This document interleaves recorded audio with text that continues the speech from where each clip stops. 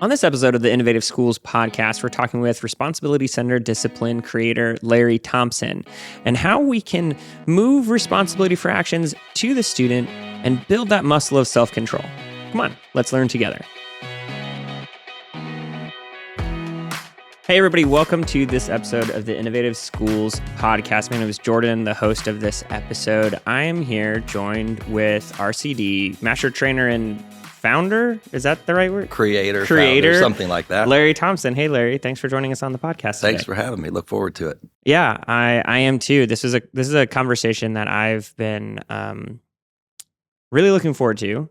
I've known you for a long time, for 10 plus years probably, somewhere around there. We've done a lot of things together. And I see a lot of value in what RCD does and brings to schools and to districts and how it helps students. But many of our listeners may have never heard of RCD. I guess I should stop saying RCD and start saying responsibility-centered discipline. I apologize for that. It's so much just part of like working with you that I'm used to saying. It's a lot easier to get out of your mouth. It is a little bit. But Larry, can you explain what responsibility-centered discipline is? Yes, as quickly as I can. In my journey in education, we worked with, or I began to work with kids that really struggled to do well in school. Mm-hmm. Their behaviors were often in their way. Walking out of class, not doing their work, arguing with their teacher, just you name it.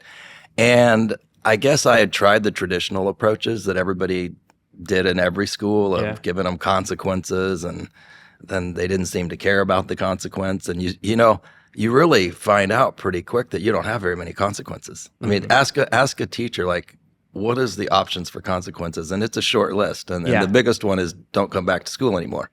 So here you go. That's all we got. So that hit me. And then I began to look at our kids have real skill deficits. Like, part of the reason they get in trouble is they don't know, like, how to say, I don't want to do that in a somewhat respectful way. Like, could I do it tomorrow? I'm tired.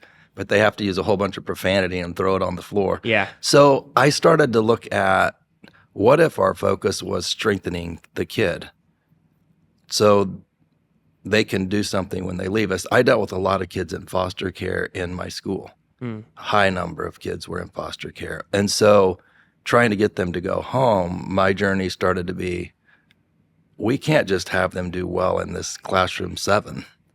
We got to get them to be able to go home, and if a conflict happened with their mom or their new foster home, like, if they do that in their new foster home, they're going to be right back. Yeah. So I think the journey was like always shifting it to the kids. So RCD, when we say responsibility centered, the whole focus was building that responsibility internally into the kid. And then as my journey went, I began to study and learn more and dive into it and explore and really found out that self-control is kind of like a muscle. Yeah. And you can strengthen that in a person.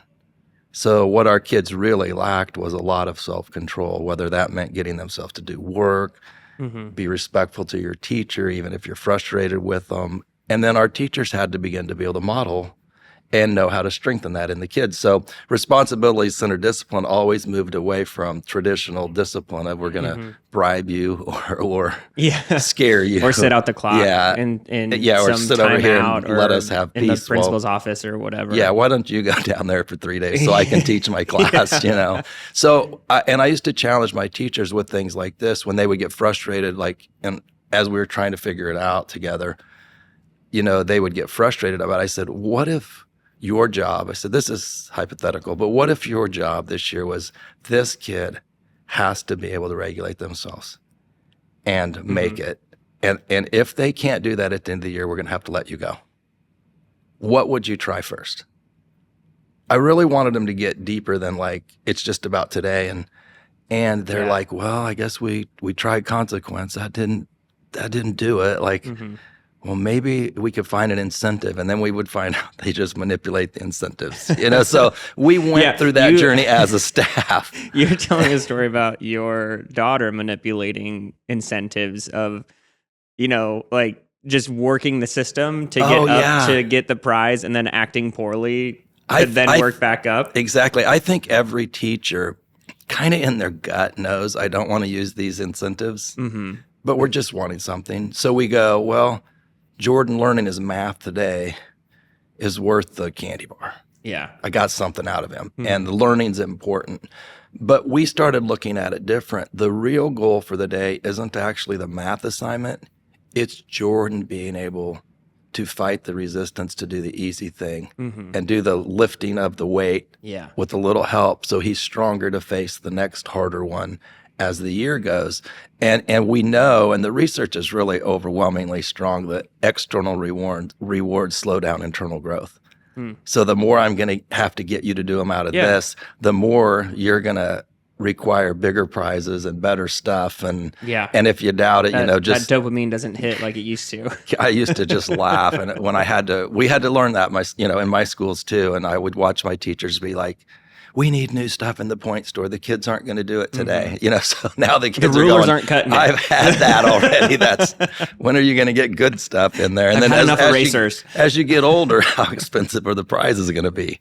Here's an a high school kid. If Here's you put an iPad. Tires on my car, I might do my assignment today. But other than that, I'm out. So I think the journey of RCD, as it evolved and as we learned more, we kind of found that place where we could have a lot to do with strengthening the student. And so as we watched kids gain those strengths, well, of course their academics came up. Yeah. Of course the peace in the classroom went down when they could call the teacher to the side and say, I don't feel like you're being fair to me, instead of slam the door. Like that whole bit of their self-control, their ability to do the hard. And so when that started to happen, people were coming to this really rough alternative school where, other districts are coming and watching our kids that they had kicked out.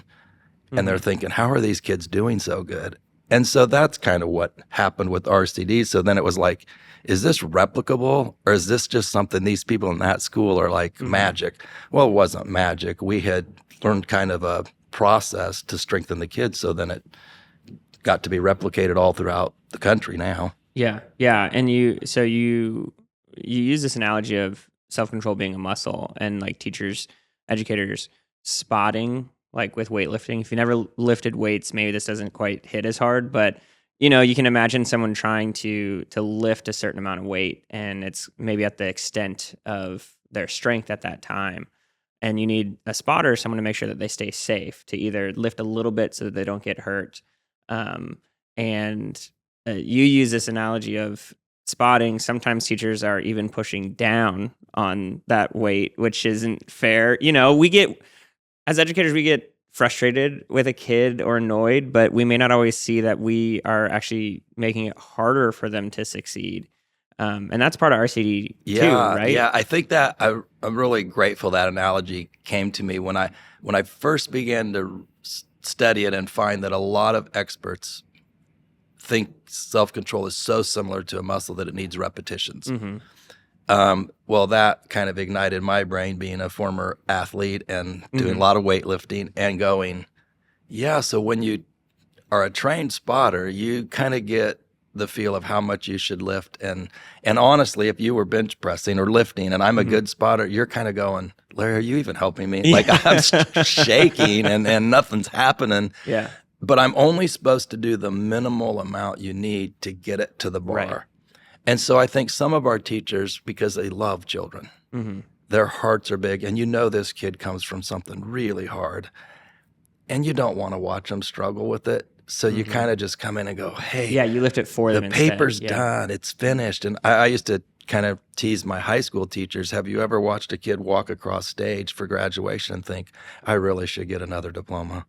I did most of that work, and therefore the child's not walking across going, look what I did. Yeah. And we talk a lot about, the autonomy and mastery and the purpose part of our brain, which that autonomy says, let me not be controlled by you, let me do it. But the mastery part is where we feel like we did something that took skill or took learning, persevering. And so if they're walking across the stage without the feeling of, I did it. And I think I'm old enough in education, over 35 years in it now. I've watched the things we tried, like tell kids they're great, give them all the award, Mm-hmm. and their self-esteem will go up. But then we began to learn it will only go up when they feel the mastery, Yeah. not me telling them. Yeah, they need that confidence in that they completed it. So when you overspot, you do get a result of the bar is lifted or the paper's complete, Yeah. but you don't get the mastery. Mm-hmm. And if you really want a school full of children that push hard, and they have to have experienced mastery, which means the first times it's going to be brutal because they're used to people doing it for them. Mm-hmm. They're going to lay on the floor. They're going to walk out of the building. They're going to do every defiant thing because they don't want to lift that weight. And if somebody's lifted it for them before, Mm-hmm. you're up for a battle the first few times. But once they have a mastery moment, something changes. They're like, they walk different. Teachers have all watched kids as they're growing, just like they're a different kid. Mm-hmm. They walk with their head up. They say good morning as they walk by. They stop and talk to you in the hallway. The same kid that used to just, barrel down the hallway and ignore you because they feel good with themselves. So we've got to see that transition. Mm-hmm. And so that's the whole responsibility-centered thing is what is the art and the science behind getting that muscle to strengthen in children? Yeah, and those mastery moments are, I think they're pivotal. Like I see them in my kids, my 4-year-old and 7-year-old, right? They may draw something and I have no idea what it looks like, but they are super proud of it. But even like I feel like if you're listening and you're kind of struggling understanding mastery moments, like adults have these too. I was reading a book a while ago about part of it was about Home Depot and what they're actually selling. And people may say, well, they sell hammers and lumber and all sorts of stuff. But Home Depot actually looks at this whole thing of they're actually selling that moment of completing a project. That's what they're trying to sell. That's interesting, yeah. And so all of their ads and everything revolve around doing that because they even see the power in grown-ups, adults, completing something, feeling proud and wanting to share what they did. I think anybody, now you see it everywhere once you have your personal ahas in something, but I think anybody that's been really successful at any business or anything has somehow, whether they're consciously aware of it or not, they have their people that work for them have mastery moments. Mm-hmm. They know that that's where a person in that state of their brain is not struggling to get to work today. Mm-hmm.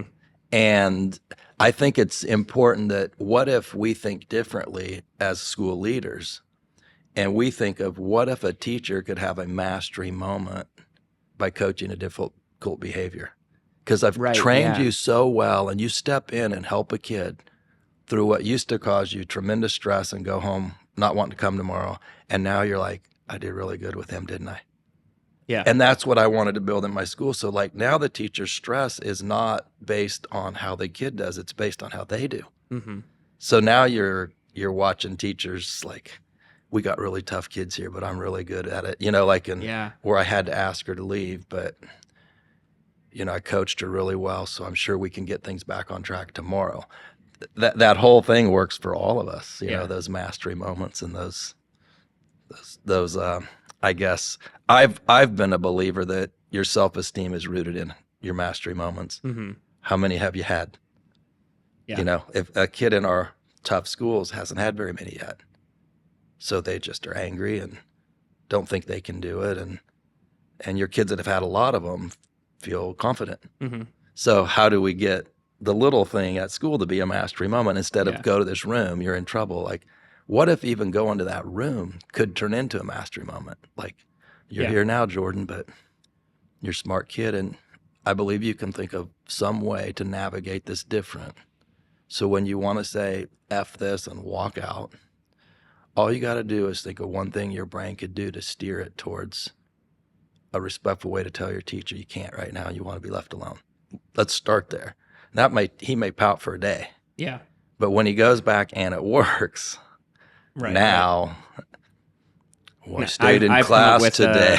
I've come up with a solution to help fix this problem, not someone else hasn't. And yeah, that's really powerful. Yeah, I don't like to make everything oversimplified, but I often tell teachers, what makes this child feel strong in your classroom or at school?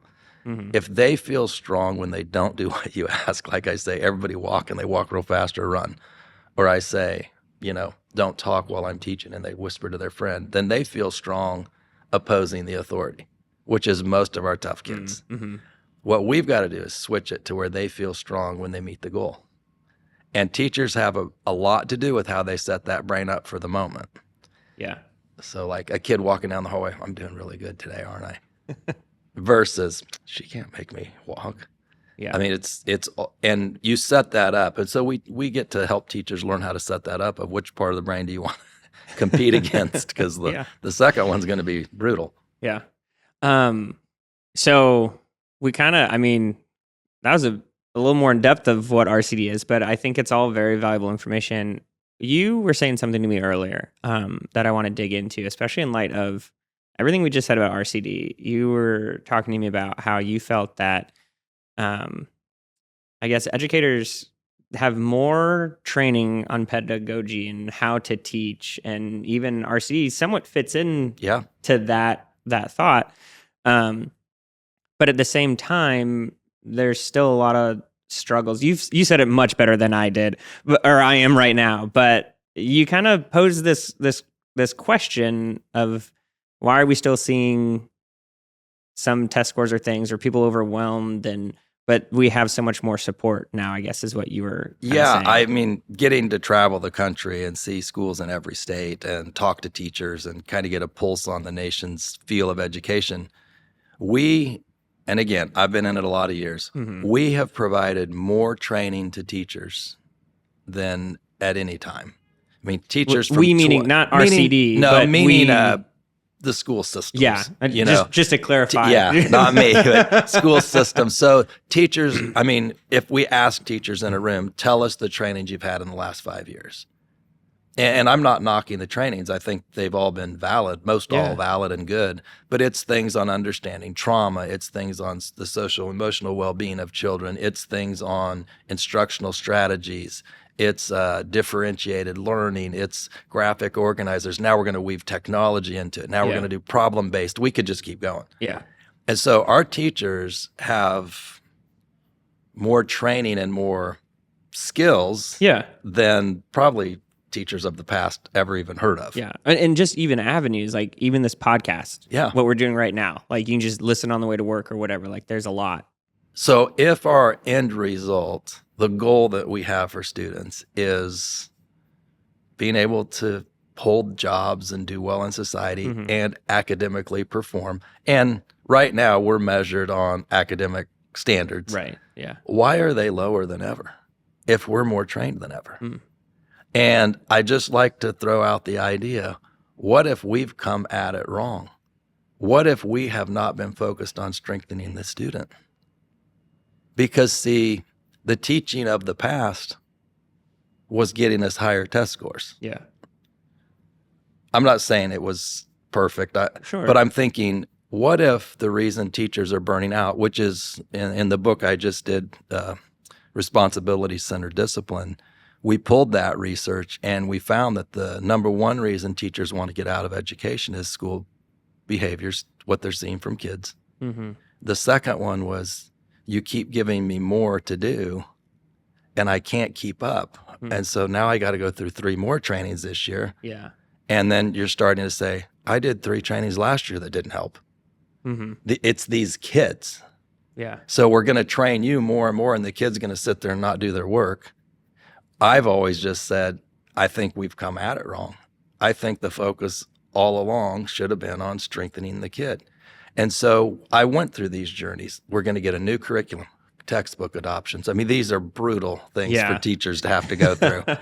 And we're going to do all this. And then Michael's still going to sit there with his head down next year. Yeah.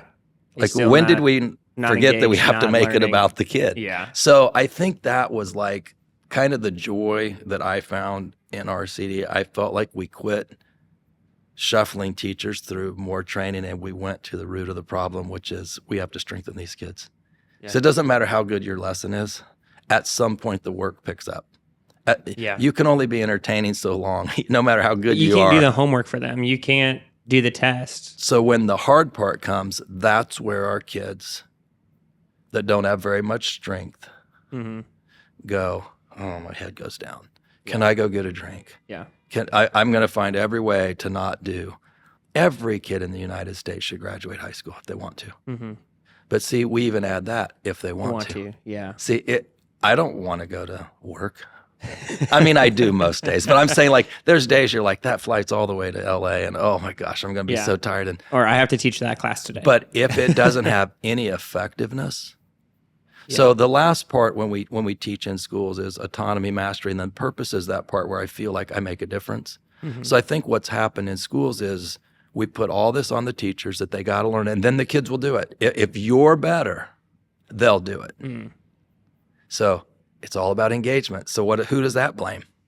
It's on the teacher. Yeah. Okay. You got to incorporate technology on the teacher. Yeah. You got to understand trauma. Teacher. So it's telling the teacher in their subconscious, once you're better, Michael will raise his head up and work. And I think we've missed it. I think I want you to be better, and I want you to keep going through those trainings and learn all of the things you can learn. Mm-hmm. But what if none of that's going to raise Michael's head up until you start to know how to strengthen the muscle of self-control in Michael? Yeah. And so I almost feel like we've put teachers in an impossible situation. So after they get all that training and it doesn't work, then that purpose part in the brain is depleted, and you're like, why even try? So now, why would I put all that work into a lesson when most of them are going to talk? Some of them are going to be on their phone.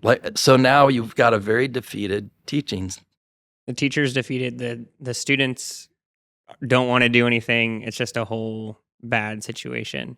And so the mistake too I hear us making is we have to motivate them. So this kid's not motivated, but in my world, it's always been motivation is just a measurement of your self-control. So we think that guy out running out there at 6 a.m. is loving it. A lot of runners hate it. They just can get themselves to do it. Yeah. I mean, I don't love the workouts anymore either, but you do it, and then afterwards you have a little mastery, like, got that done. Did that, the rest of the day, I feel like I accomplished something. And so I think that just not motivated is just seeing it different. Like, this kid's self-control feels weak today, therefore I got to get in and spot it. Yeah. Until they can do the assignment without me coming over to the desk. Yeah. There's a lot to think about there. We're going to take a quick break. And when we come back, we're going to continue the conversation with Larry and hopefully provide some things that teachers can do. It seems weird to talk about, hey, we just had this conversation about not maybe, but there's a lot coming at them, but give a little bit more to help shift that from the teacher to the student. So listeners, hang out for a minute and we'll be back after the break. Responsibility-centered discipline empowers students to own their behavior and academic success, creating a positive school culture. Responsibility-centered discipline challenges old classroom management, reward and punishment programs, and consequences that rarely result in sustainable behavioral change. Schools across the country that have implemented RCD have seen fewer referrals, fewer suspensions, and a better school climate overall. Ready to make a real change? Visit GiveEm5, that's GIVEMFIVE.com, to learn how to transform your school or district with responsibility-centered discipline. Join us at the Innovative School Summit, the nation's top K-12 education conference. Connect with internationally recognized thought leaders, educators, and consultants as we dive into game-changing teaching strategies and research-based methods. Each summit features multiple conferences, all in one location, covering topics like at-risk students, innovative teaching strategies, school discipline, and more. Create your own learning experience by choosing sessions from any of the conferences. With events in cities like New York, Orlando, Las Vegas, Nashville, and San Antonio, there's always a summit near you.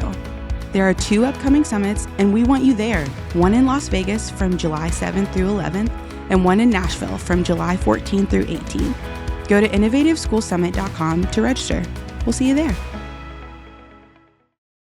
Are you facing challenges at work, in your personal life, or with your relationships? The Self-Regulation Skill Set for Educators by Brad Chapin is a powerful resource designed to help you overcome obstacles and build resilience. Whether you're navigating classroom stress, balancing family life, or even dealing with situations in any part of your life, This book provides practical tools and strategies that can help you manage stress, improve emotional regulation, and find a path forward. The skills outlined in this book have already helped countless educators and individuals reduce stress and boost their ability to handle life's challenges. Ready to make a change? Visit youthlight.com and get your copy of the Self-Regulation Skill Set for Educators today. Welcome back, everyone, to the Innovative Schools podcast. We've been talking with Larry Thompson of Responsibility Centered Discipline. If you forgot kind of where we left the conversation, we kind of talked about Responsibility Centered Discipline. It takes a lot for me to not just say RCD. We talked about that. We talked about mastery moments and lifting. If you're just jumping in right now, it sounds like we just went all over the place. And one of the last things that we kind of talked about was the amount of training that teachers get today. But your feelings on, and I agree that the student has to have responsibility for their actions.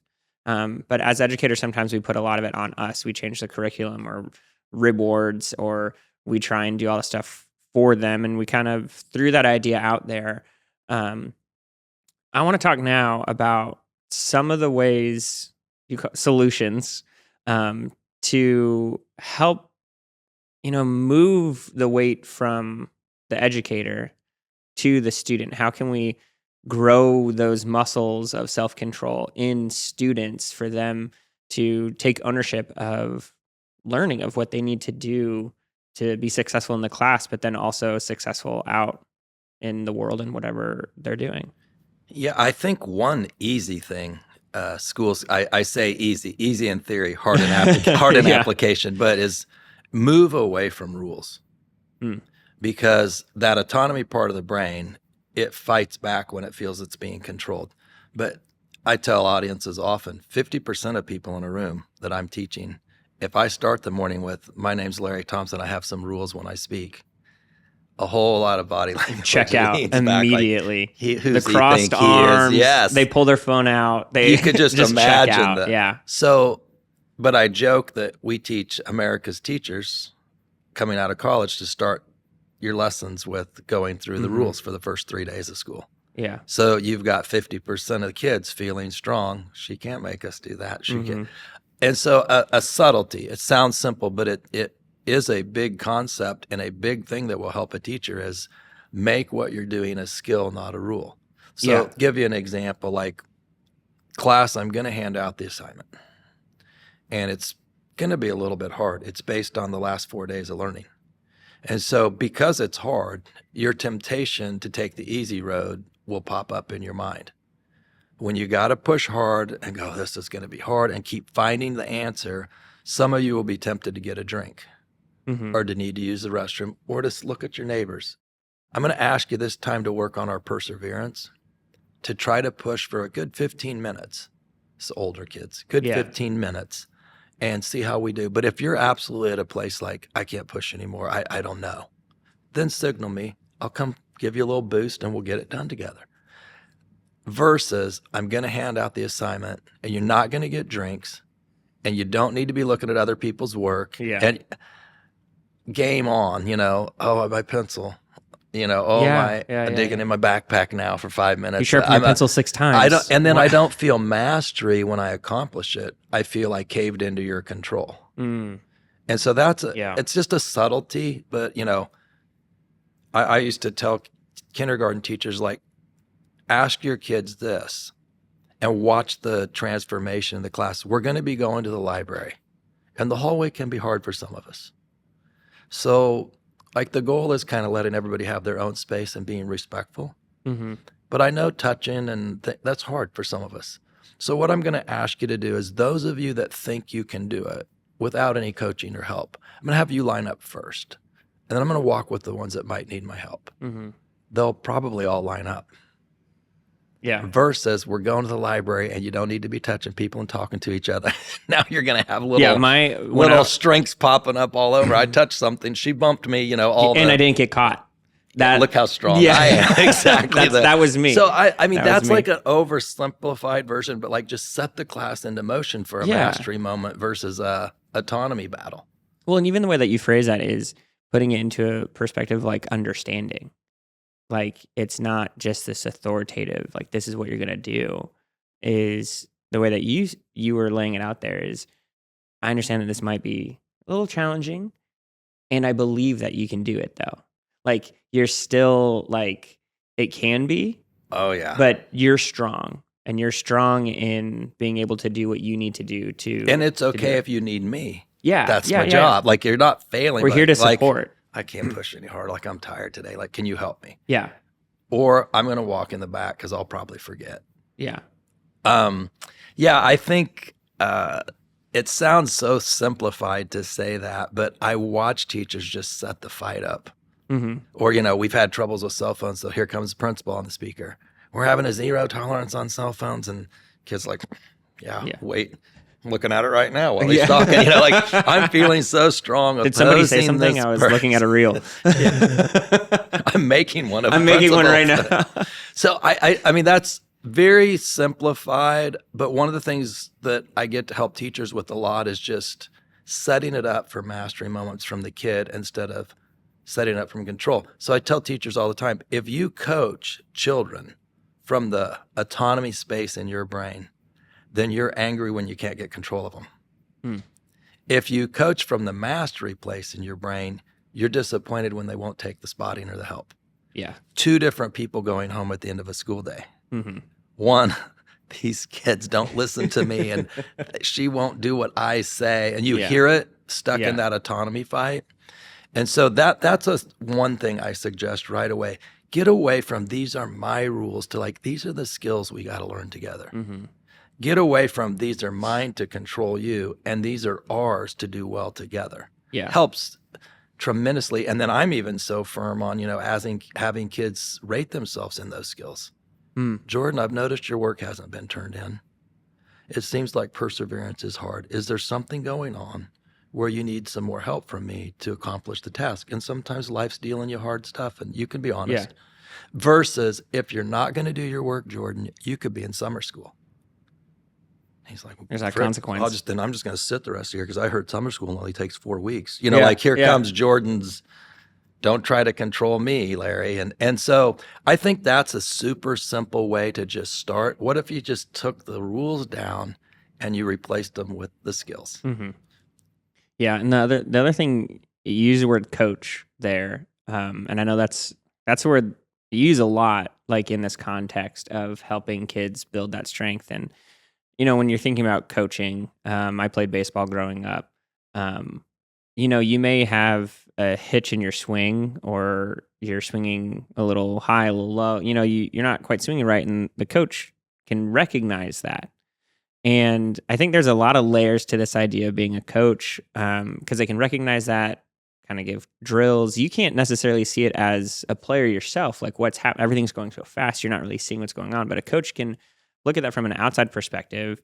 But I think it also brings in the idea that it's not the teacher versus the kid. When you're a coach, you're on a team. You're all trying to get to the same goal.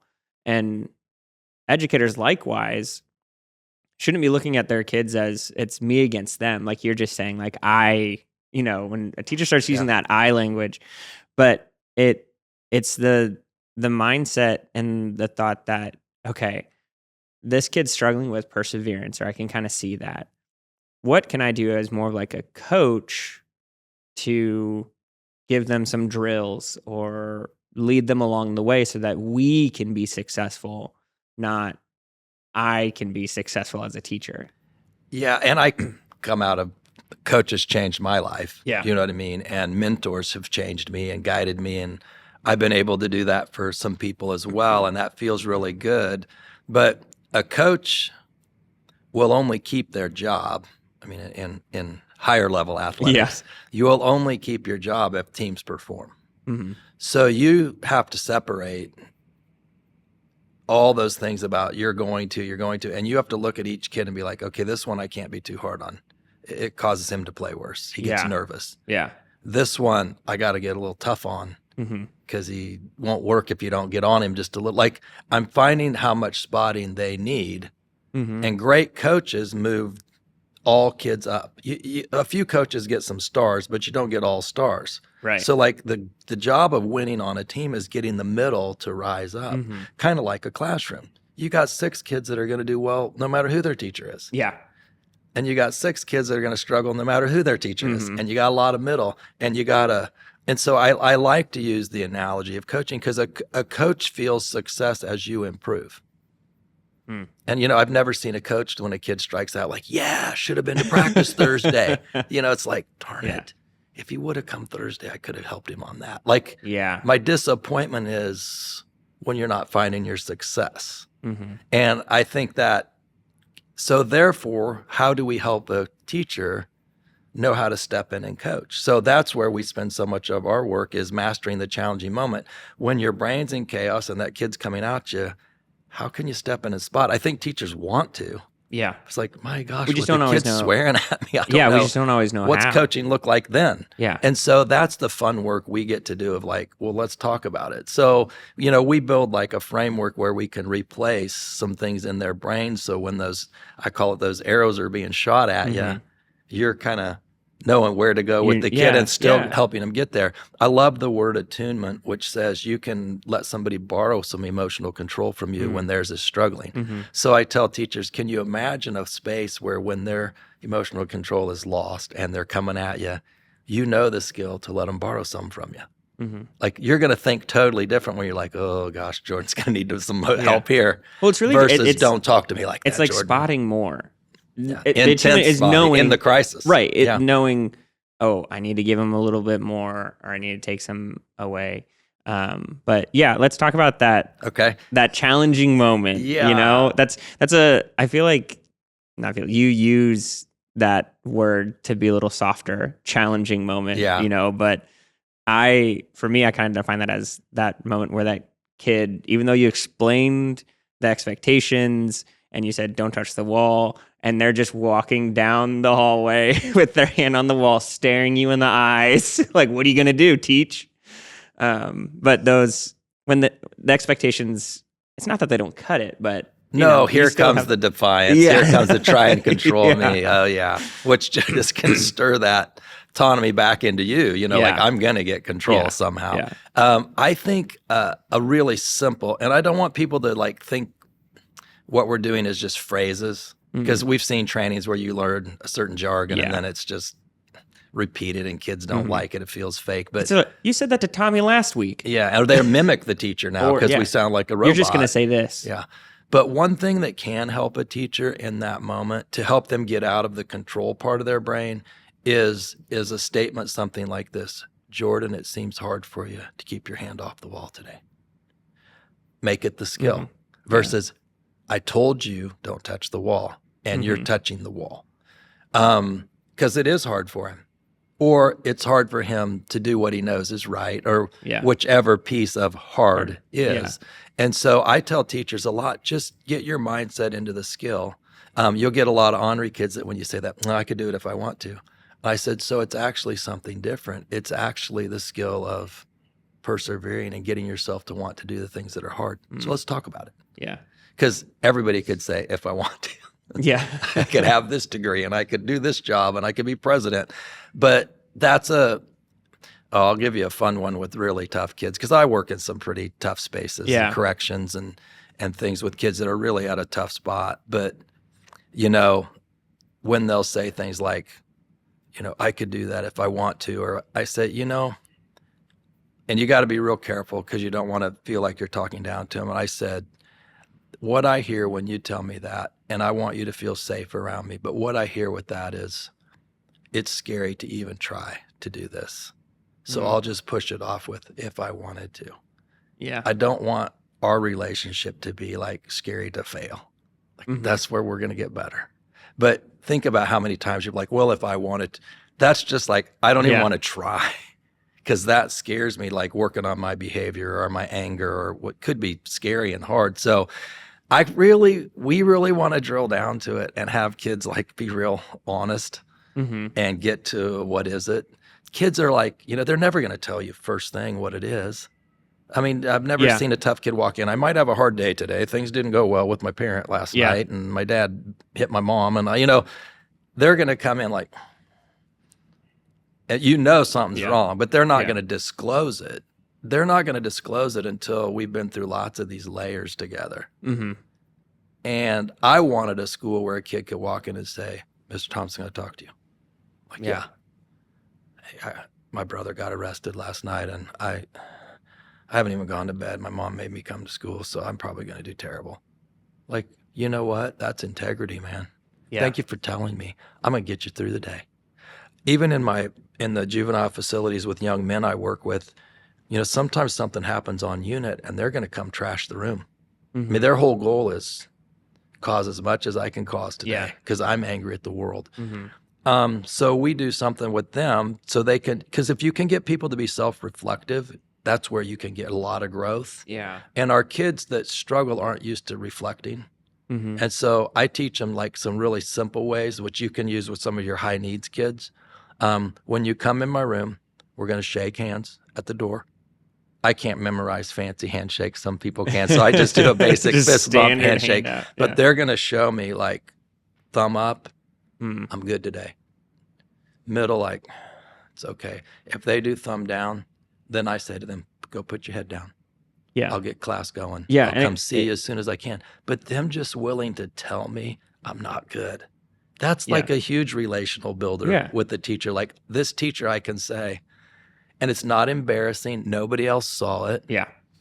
And I don't even ask for work right then. I'm like, go put your head down. Mm-hmm.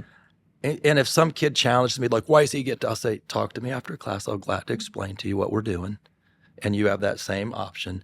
And it's amazing. By the time I get to that kid, they're believing when I come over, I'm going to help that thumb get back to at least the middle. At least the middle, yeah. So it's when people say build relationships, I actually think relationships are built through proper spotting more than they're built through fun games.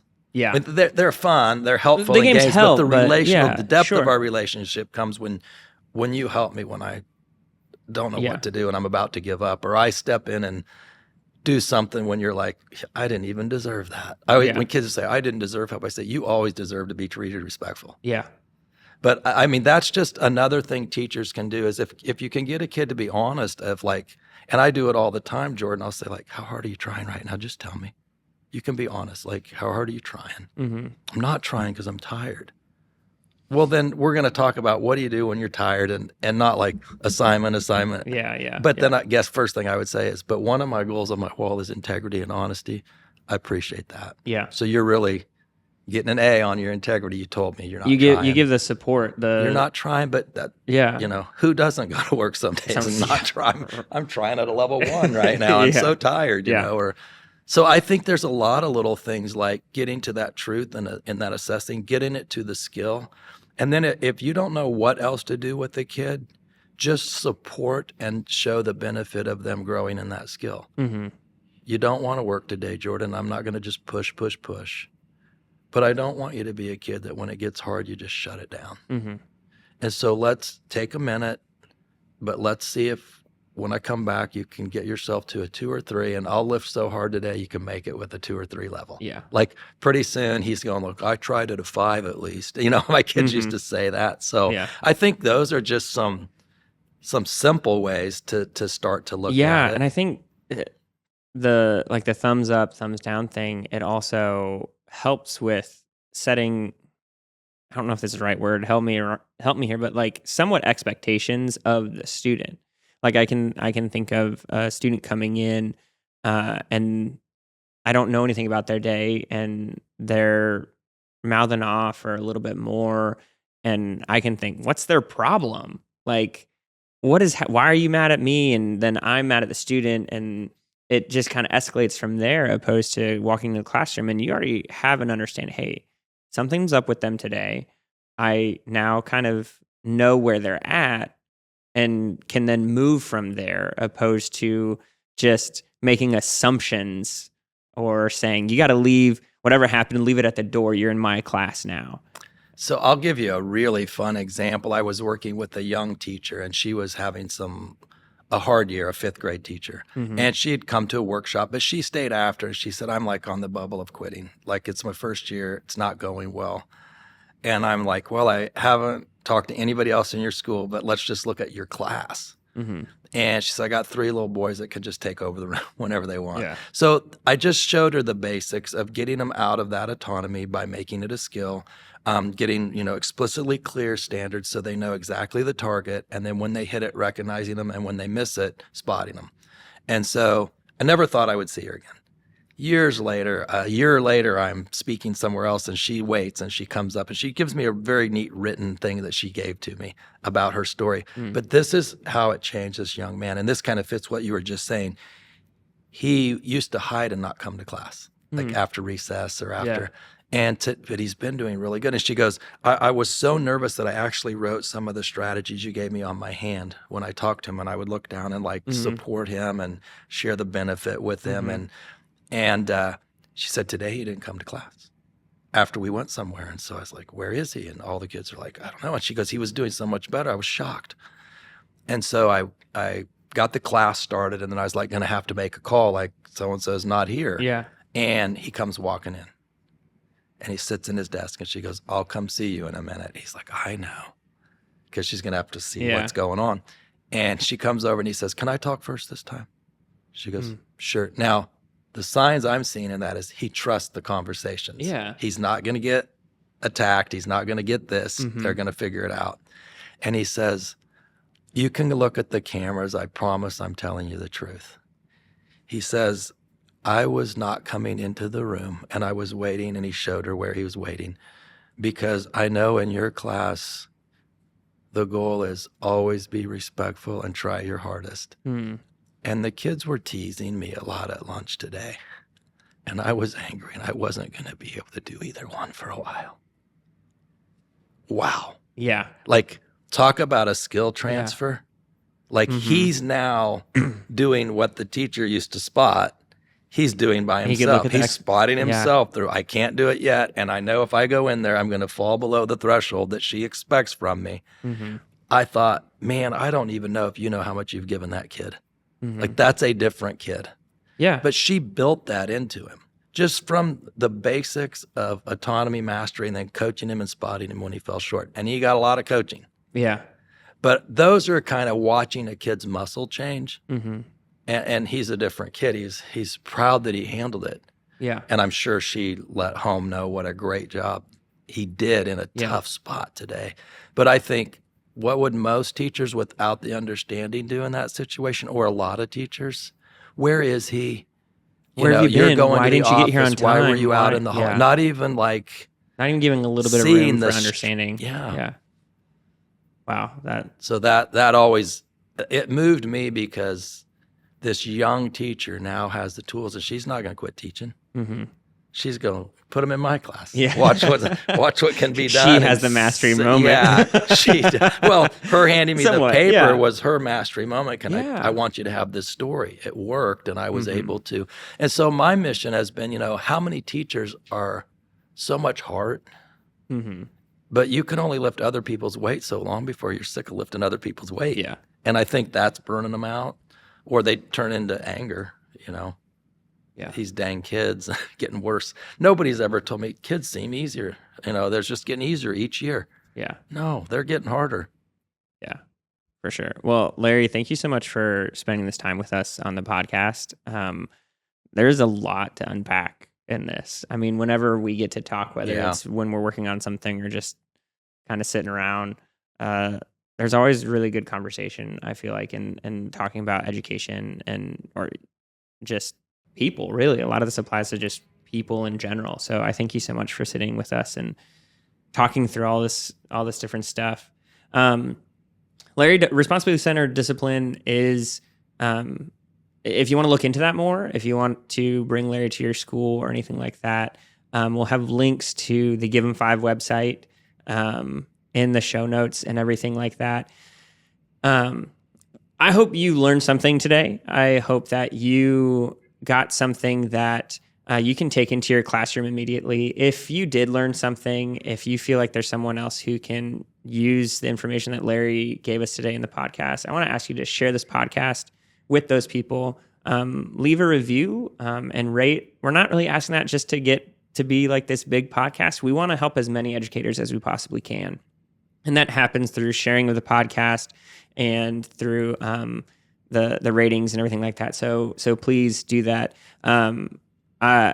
I'll somewhat speak for Larry. I think this is true, that you agree that teaching is a difficult profession, but it's a very rewarding one as well, as we've talked about with the mastery moments. And the hard work that you put into helping your students, helping them lift and spot them and everything like that is rewarded when you see those mastery moments, when you see them walk across that stage, when you see them succeed. So thank you for everything that you do. I really hope that you learned something from today's podcast that you can use in your classroom in 15 minutes or tomorrow or next month, whenever the next time that you teach is. Thanks for learning with us today.